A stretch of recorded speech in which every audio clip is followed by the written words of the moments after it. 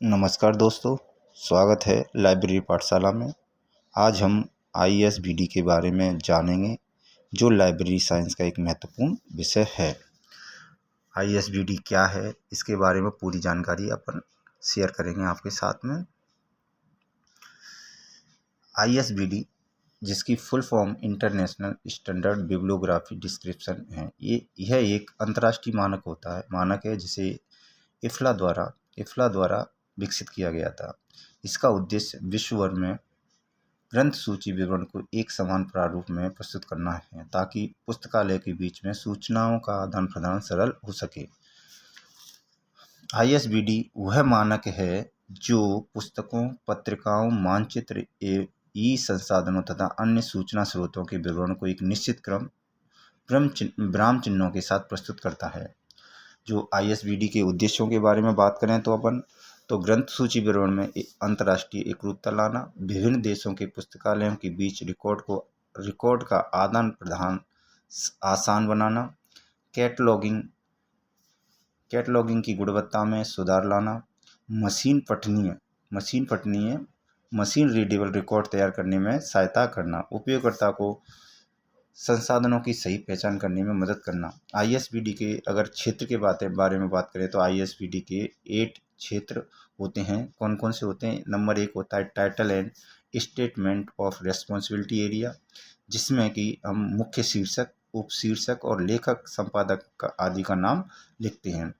और इसमें मुख्य शीर्षक के बाद में हम स्लैश का प्रयोग करते हैं।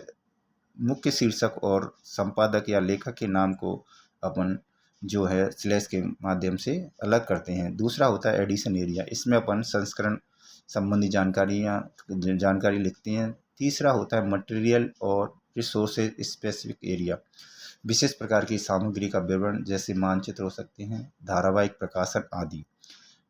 चौथा होता है पब्लिकेशन प्रोडक्शन डिस्ट्रीब्यूशन एरिया, प्रकाशन स्थान, प्रकाशक का नाम, प्रकाशक वर्ष, जैसे कि न्यू दिल्ली, इसमें हो जाता है आपका प्रकाशन स्थान। एबीसी पब्लिशर हो जाता है प्रकाशक का नाम, और इसमें प्रकाशन वर्ष जो दे रखा है 2024 दे रखा है, जिसको अपन पब्लिशर के नाम से पहले कॉलन का प्रयोग किया गया है तथा ईयर से पहले कोमा का प्रयोग किया जाता है। और आप देख रहे हो तो इसमें प्रकाशन स्थान के जहाँ से स्थान हो जाए वहाँ डॉट और डैश का प्रयोग किया गया है। चौथा होता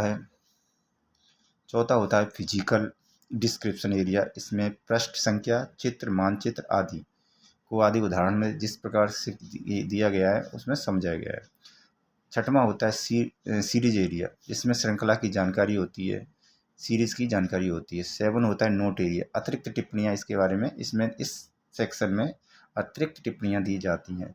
8वां होता है resources identifier in terms of ability area, इसमें आईएसबीएन नंबर या आईएसएस नंबर, आपको पता है कि आईएसबीएन नंबर बुक नंबर होता है, और इसमें आईएसएस में सीरियल नंबर, पीडिकल्स नंबर दिए जाते हैं। आईएसबीडी में प्रयुक्त प्रमुख विराम चिन्ह कौन से होते हैं? कॉलन का प्रयोग उपशीर्षक से पहले किया जाता है, स्लैश का प्रयोग लेखक विवरण से पहले किया जाता है, और सेमीकोलन का उपयोग जो है एकाधिक विवरणों के बीच में, और डॉट डैश का प्रयोग नए क्षेत्र की शुरुआत में, और कोमा का प्रयोग स्थान,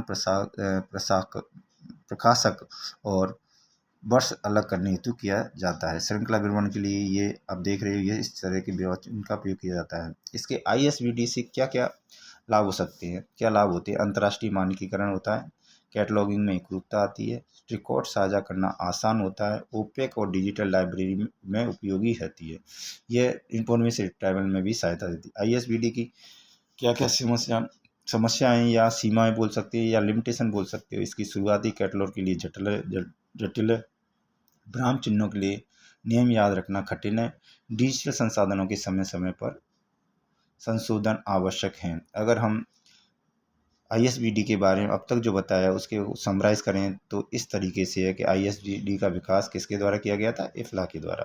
पहला आईएसबीडी 1971 में प्रकाशित हुआ था, और जो आईएसबीडी का मुख्य उद्देश्य होता है बिब्लियोग्राफी डिस्क्रिप्शन का मानकीकरण करना। आईएसबीडी में टोटल 8 एरिया होते हैं। ठीक है, अगले वीडियो में हम इसके जो यूजीसी नेट या अन्य प्रतियोगी परीक्षा में आए गए क्वेश्चंस के बारे में डिस्कशन करेंगे। अगर वीडियो आपको पसंद आए तो लाइक, शेयर और सब्सक्राइब करें।